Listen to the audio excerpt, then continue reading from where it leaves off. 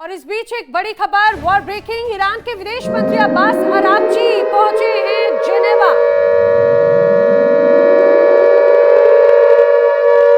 जी हां, ईरान के विदेश मंत्री अब्बास अराक्ची अब जेनेवा पहुंचे हैं। बैठक में शामिल होंगे वो, और उसके पहले वो अब जेनेवा पहुंच चुके हैं। दूसरे दौर की बातचीत के लिए अराक्ची पहुंचे हैं। दरअसल अमेरिकी डेलीगेशन से अराक्ची ही एक तरह से नेतृत्व करेंगे।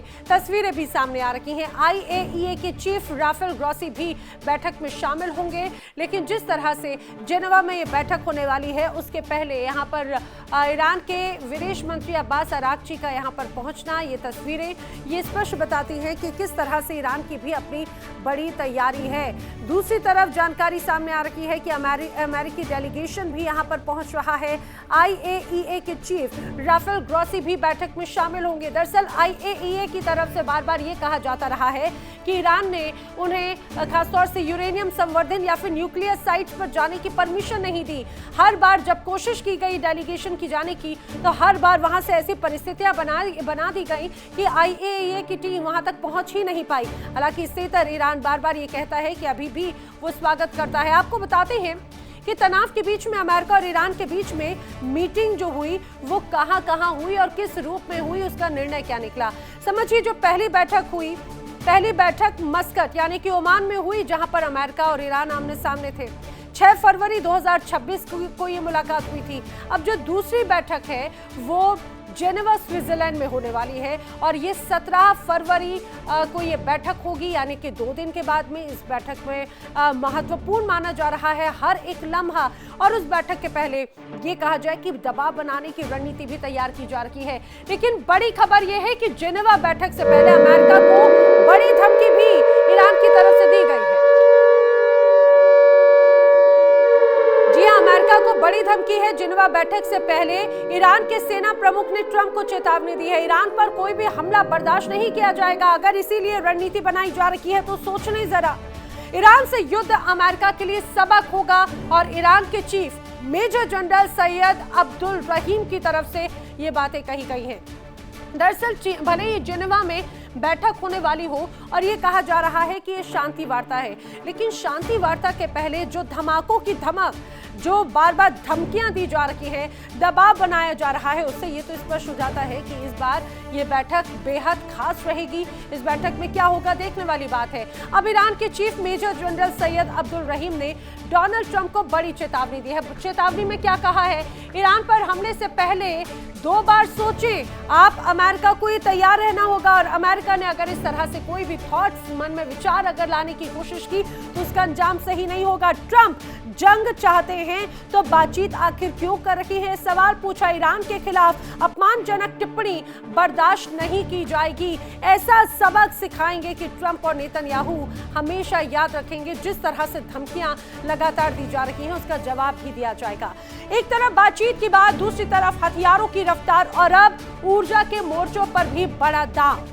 अमेरिका ने अगली पीढ़ी का छोटा परमाणु रिएक्टर विशाल सैन्य विमान में लादकर कैलिफोर्निया से यूटा पहुंचा दिया। क्या ये सिर्फ परीक्षण है या फिर आने वाले युद्ध काल की तैयारी?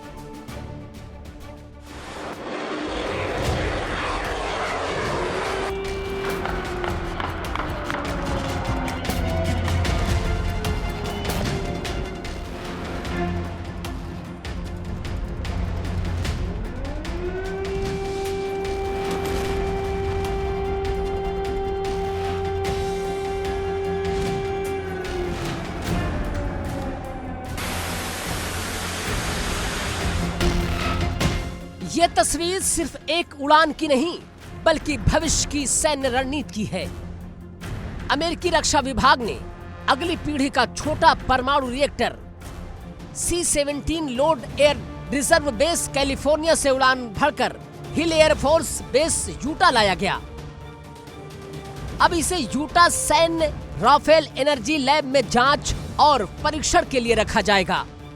पहली बार ऐसा हुआ है जब एक एडवांस माइक्रो न्यूक्लियर रिएक्टर सीधे सैन्य परीक्षण के लिए एयरलिफ्ट किया गया हो। सवाल है कि आखिर सेना को छोटे परमाणु रिएक्टर की जरूरत क्यों पड़ी है? आज की जंग सिर्फ टैंक और तोप से नहीं लड़ी जाती। Missile defence system, radar network, satellite communication, drone control centre और आर्टिफिशियल इंटेलिजेंस सिस्टम पर आधारित है। इन सब को चाहिए 24 घंटे बिना रुके भारी बिजली। अगर युद्ध के समय पावर ग्रिड ठप हो जाए या दुश्मन सप्लाई लाइन काट दे तो सैन्य अड्डे पंगु हो सकते हैं।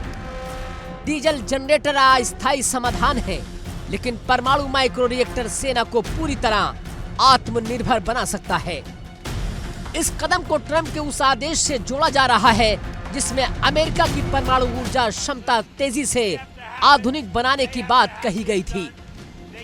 ट्रंप प्रशासन का मानना है कि भविष्य की टेक्नोलॉजी, खासकर एआई और हाईटेक डिफेंस सिस्टम स्थिर और शक्तिशाली ऊर्जा के बिना संभव नहीं है। इसलिए नियम आसान किए जा रहे हैं, नए रिएक्टरों के परीक्षण तेज किए जा रहे हैं और रक्षा ठिकानों को बाहरी ग्रिड से मुक्त करने की तैयारी हो रही है। लेकिन कहानी यही खत्म नहीं होती। जब दुनिया के कई मोर्चों पर अमेरिका की तनातनी जारी है, ऐसे में सैन्य ठिकानों को स्वतंत्र ऊर्जा स्रोत देना एक बड़ा रणनीतिक संकेत भी माना जा रहा है। मतलब साफ है, अगर हालात बिगड़े तो अमेरिकी बेस बिजली, कम्युनिकेशन और डिफेंस सिस्टम के मामले में किसी पर निर्भर नहीं रहेंगे। ये सिर्फ ऊर्जा परियोजना नहीं, ये युद्धकालीन तैयारी का ब्लूप्रिंट भी हो सकता है।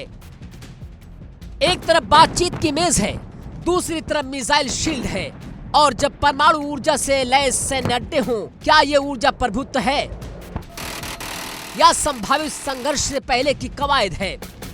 इतना तय है कि आधुनिक युद्ध में जिसके पास स्थिर ऊर्जा होगी, उसके पास बढ़त होगी, और अमेरिका अपनी सेना को ऊर्जा के मोर्चे पर अजेय बनाने की दिशा में तेजी से कदम बढ़ा चुका है। तो क्या ये भविष्य की जंग की तैयारी है या तकनीक आत्मनिर्भरता का नया अध्याय?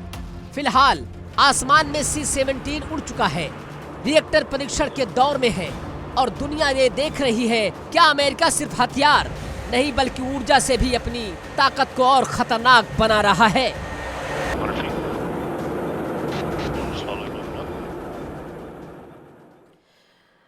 और जिस तरह से तनाव में लगातार ईरान है, ईरान के लिए मदद भी आगे बढ़ रही है। बड़ी खबर यह है वॉर ब्रेकिंग कि तनाव के बीच ईरान की मदद के लिए अब रूस आगे आ चुका है। बड़ी खबर ये कि रूस ने ईरान में अब अपने Mi-28 हेलीकॉप्टर्स भेजे हैं। कार्गो प्लेन के जरिए Mi-28 को भेजा गया। रूस और ईरान की दोस्ती से दरअसल अब अमेरिका को भी टेंशन है और बड़े स्तर पर जानकार भी यही कहते हैं कि अमेरिका और ईरान के बीच में जो तनाव नजर आता है, इसका फायदा रूस और चाइना उठा सकते हैं। रूस और अमेरिका की अदावत तो लगातार सामने आ ही रही है, जैसा हम लगातार देख रहे हैं नाटो और यूरोप वर्सेस अमेरिका के बीच में, नाटो वर्सेस रूस के बीच में, और अमेरिका को अब एक बार फिर से दबाव झेलना पड़ सकता है जिस तरह से ईरान रूस के साथ में अब दोस्ती बढ़ाता हुआ नजर आता है। तो क्या पुतिन की पहल से ट्रंप के खेमों में टेंशन बढ़ गई है? ये अपने आप में बड़ा सवाल है। ट्रंप का टेंशन किस तरह से पारा हाई हो रहा है समझिए। अगर जंग हुई तो ईरान के साथ में खुलकर रूस आ जाएगा, अभी भी जिस तरह से संकेत नजर आते हैं। अब मदद कैसे की है? M-28 हेलीकॉप्टर रूस से ईरान पहुंच रहे हैं। अमेरिका से तनाव के बीच में रूस से ये स्पेशल डिलीवरी एक तरह से हुई है ईरान में। बताया जा रहा है कि कार्गो प्लेन के जरिए रूस ने अपने साथी को Mi-28 हेलीकॉप्टर भेंट किया है। वहीं दूसरे सैन्य साजो सामान भी ईरान भेजे गए हैं। कुछ समय पहले भी हमने देखा था किस तरह से रूस की तरफ से मदद की गई है। वहीं मिडिल ईस्ट में बढ़ते तनाव के बीच एक नया मोर्चा खुलता नजर आता है। ईरान के समर्थन में अफगानिस्तान का भी एक समर्थन है। खुलकर तालिबान सामने आ गया है। क्या ये सब बयान है या फिर क्षेत्रीय गठजोड़ की नई आहट?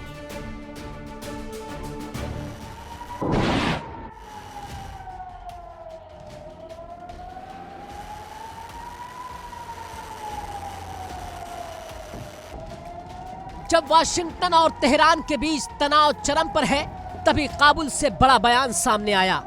तालिबान के प्रवक्ता ज़बीउल्लाह मुजाहिद ने कहा कि अगर अमेरिका ईरान पर हमला करता है तो अफगानिस्तान पड़ोसी देश ईरान की मदद करेगा। यानी तनाव अब दो देशों तक महदूद नहीं रहा।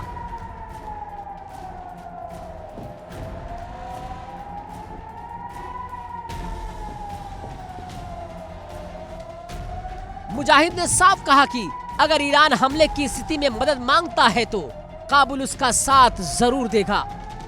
हालांकि उन्होंने ये भी जोड़ा कि तालिबान युद्ध नहीं चाहता, मामला बातचीत से सुलझाना चाहिए, लेकिन साथ ये भी कहा कि ईरान को आत्मरक्षा का अधिकार है।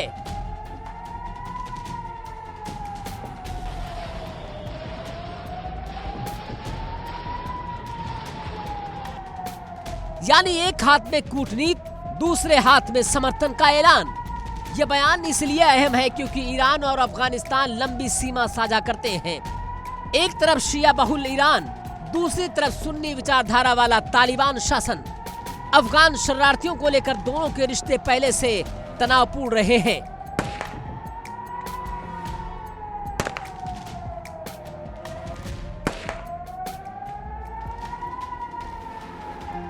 इसके बावजूद तालिबान का ईरान के पक्ष में खड़ा होना क्षेत्रीय समीकरण बदलने का संकेत है। ट्रंप की ओर से तेहरान को दी गई चेतावनियां और खाड़ी में अमेरिकी सैन्य तैनाती। अमेरिका ने aircraft carrier USS Abraham Lincoln और गाइडेड मिसाइल डिस्ट्रॉयर लाल सागर की ओर भेजे हैं, जिससे हालात और गर्मा गए हैं।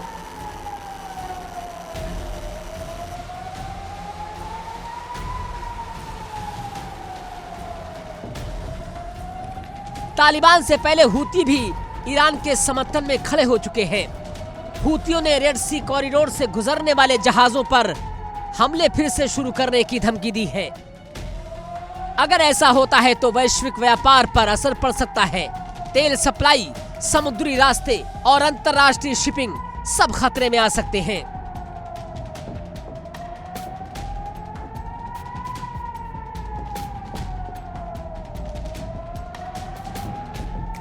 अब सवाल यह है कि क्या यह क्षेत्रीय ध्रुवीकरण की शुरुआत है?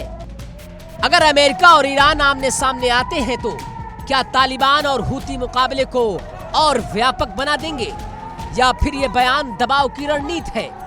मिडिल ईस्ट में बातचीत भी जारी है और बारूद भी जमा हो रहा है।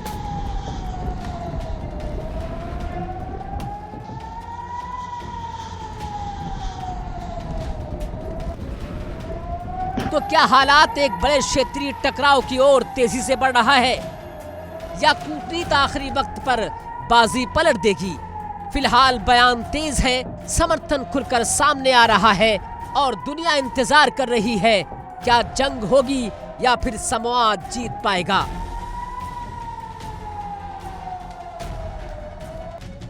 Bureau report, India daily. और इसी बीच एक बड़ी खबर जंग के मैदान से बड़ी खबर आई है। वॉर ब्रेकिंग शाहिद ड्रोन ने यूक्रेन में मचाई है जमकर तबाही। जी हां, बड़ी खबर इस समय की रूस यूक्रेन युद्ध से जुड़ी हुई बड़ी खबर आई है। शाहिद ड्रोन ने यूक्रेन में तबाही मचा दी है। नई वर्जन शाहिद 107 का इस्तेमाल किया गया है। अब सूमी में भी रूस का बहुत बड़ा हमला यहां पर नजर आता है।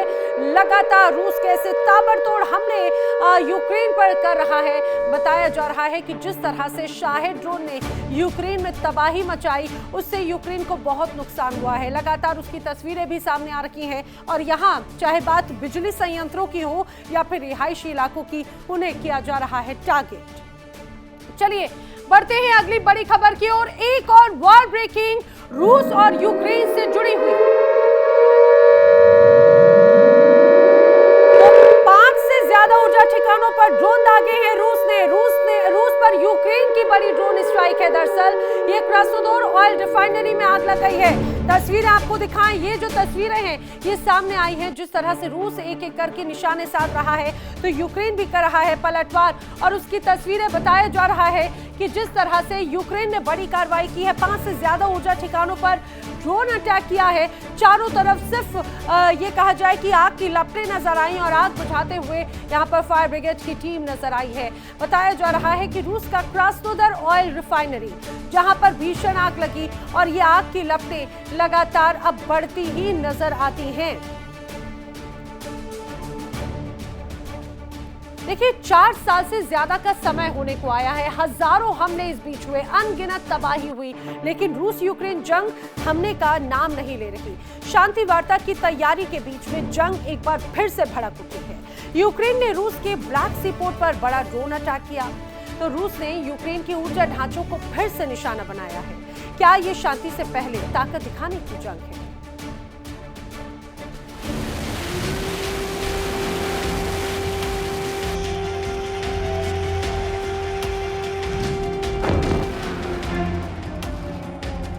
जंग के 4 साल पूरे होने को है।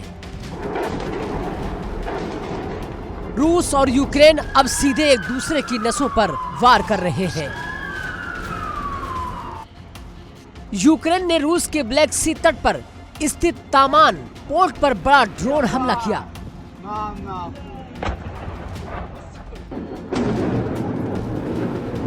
हमलों के बाद तेल भंडारण टैंक में भीषण आग लग गई।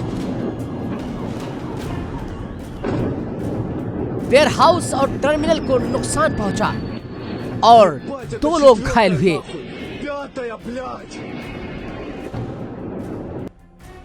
तस्वीरों में आसमान को चीरती आग की लपटें तेल टैंक को जलते दिखा रही हैं।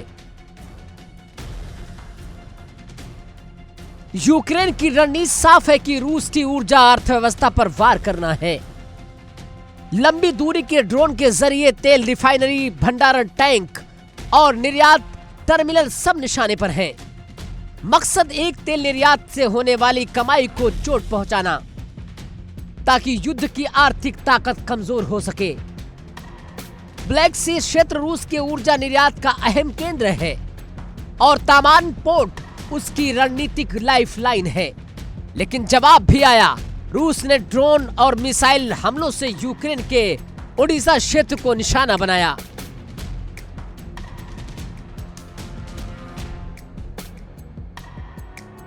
ओडिशा में ड्रोन के मलबे गिरने से ढांचे और परिवहन नेटवर्क को काफी नुकसान पहुंचा। बिजली और पानी की सप्लाई प्रभावित हुई। यूक्रेन का आरोप है कि रूस सर्दियों को हथियार की तरह इस्तेमाल कर रहा है। पावर ग्रिड पर लगातार हमले ताकि लोग अंधेरे, ठंड और पानी की कमी से जूझ सकें। ये सिर्फ सैन्य जंग नहीं, ये इंफ्रास्ट्रक्चर की जंग बन चुकी है। एक तरफ तेल टैंक जल रहे हैं, दूसरी तरफ पावर स्टेशन अंधेरे में डूब रहे हैं। ऊर्जा अब युद्ध का नया मोर्चा है। जिनेवा में प्रस्तावित शांति वार्ता से पहले दोनों पक्ष मेज पर बैठने से पहले मैदान में ताकत दिखा रहे हैं। कूटनीतिक दबाव और सैन्य दबाव दोनों साथ साथ चल रहे हैं। 4 साल से ये जंग सीमा विवाद से आगे बढ़कर आर्थिक और ऊर्जा युद्ध में बदल चुकी है। तेल बनाम बिजली, ड्रोन बनाम ड्रोन और इमारतें सबसे ज्यादा शिकार। अब सवाल यह है कि क्या जिनेवा में होने वाली वार्ता इन लपटों को शांत कर पाएगी या शांति की मेज पर पहुंचने से पहले जंग और भड़केगी।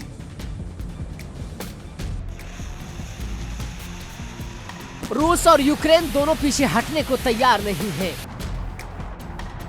ऊर्जा ठिकाने जल रहे हैं, शहर अंधेरे में है और दुनिया चिंतित है। फिलहाल बारूद भी है और बातचीत भी है। देखना होगा आखिर जीत किसकी होती है, जंग की या शांति की।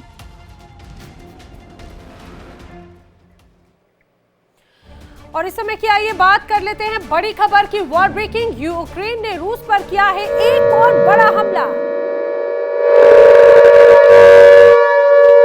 तो बड़ी खबर, यूक्रेन ने रूस पर एक और बड़ा हमला कर दिया है। रूस के ब्लैक सी बंदरगाह पर यूक्रेन की तरफ से हमला बोला गया और बताया जा रहा है कि अब रूसी तेल जो है वो पूरी तरह से लपटों से घिरा हुआ नजर आया। टर्मिनल तबाह हो चुका है। हमले में 2 लोगों के घायल होने की खबर। इतना ही नहीं, यहाँ पर जो इमारत थी वो भी पूरी तरह से ध्वस्त हो चुकी है। लगातार रूस और यूक्रेन के बीच में एक दूसरे पर हमले जारी हैं। अब यूक्रेन ने रूस पर किया है एक और तगड़ा हमला। रूस के ब्लैक सी बंदरगाह पर बड़े हमले के बाद में आग से रूसी तेल टैंकर और यहाँ पर मौजूद टर्मिनल पूरी तरह से बर्बाद, तबाह हो चुका है। तस्वीर आपके सामने है। इस हमले में 2 लोगों के घायल होने की खबर भी सामने आई है। अब इस बीच एक और बड़ी खबर, शांति वार्ता से पहले रूस यूक्रेन युद्ध एक बार फिर से हुआ है तेज।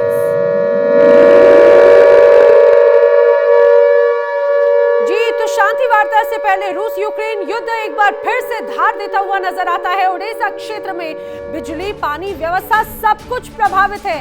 रूस के एक अहम बंदरगाह पर भी आग लग गई है। जमीनी हालात अभी भी बेहद तनावपूर्ण बनते हुए यहाँ पर नजर आ रहे हैं। जिस तरह से परिस्थितियां हैं उससे ये तो स्पष्ट हो जाता है कि रूस का एक अहम बंदरगाह जिस तरह से तबाह किया है, आने वाले वक्त में रूस इसका जवाब जरूर देगा और इसका बदला जरूर लेगा। जमीनी हालात अभी भी यहाँ पर तनावपूर्ण हैं और ये ऐसे समय में है जब रूस और यूक्रेन आमने सामने आने वाले हैं बातचीत के लिए।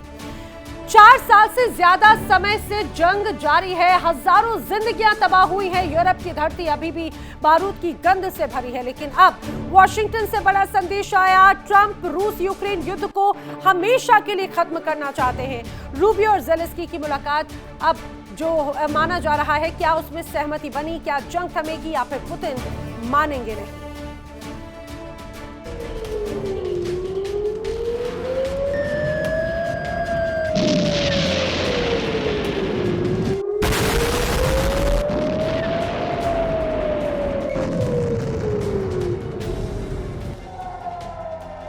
महाशक्ति अमेरिका अब खुलकर कह रहा है कि रूस यूक्रेन जंग खत्म होनी चाहिए। अमेरिकी विदेश मंत्री मार्को रूबियो ने यूक्रेनी राष्ट्रपति ज़ेलेंस्की से अहम मुलाकात की। बैठक में चर्चा का केंद्र था कैसे रुके ये जंग, कैसे आए वास्तविक और स्थायी शांति। बताया गया कि ट्रंप इस युद्ध को हमेशा के लिए खत्म करना चाहते हैं। यूक्रेन का रुख साफ है, सिर्फ युद्ध विराम नहीं बल्कि ऐसी शांति जिसमें यूरोप की भागीदारी हो और सुरक्षा की ठोस गारंटी भी हो। कीव चाहता है कि ऊर्जा ढांचे की रक्षा, सैन्य सहायता की निरंतरता और रूस पर दबाव बरकरार रहे। मुलाकात के दौरान नए ऊर्जा और सैन्य सहायता पैकेज पर भी सहमति बनी है, यानी बातचीत भी है और हथियारों की आपूर्ति भी जारी है।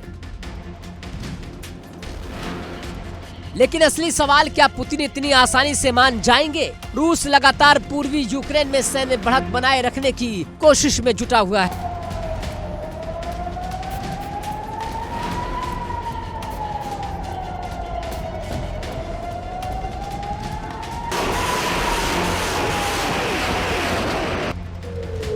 ऊर्जा ढांचे पर हमले हो रहे हैं, ड्रोन और मिसाइलों की बौछार हो रही है और रणनीतिक इलाकों पर दबाव जारी है। मॉस्को संकेत दे चुका है कि वो बिना शर्त पीछे हटने को तैयार नहीं है।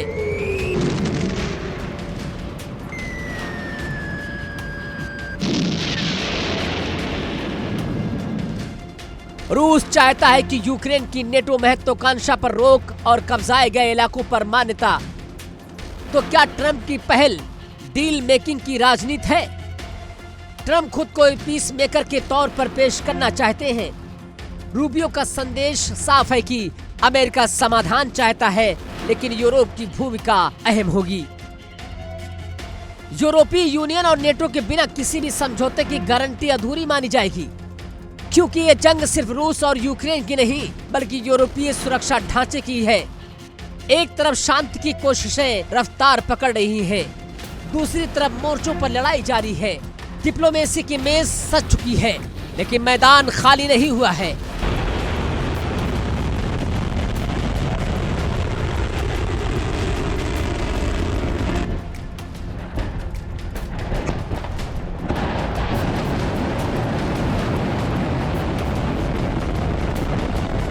क्या ये जंग अब थम जाएगी?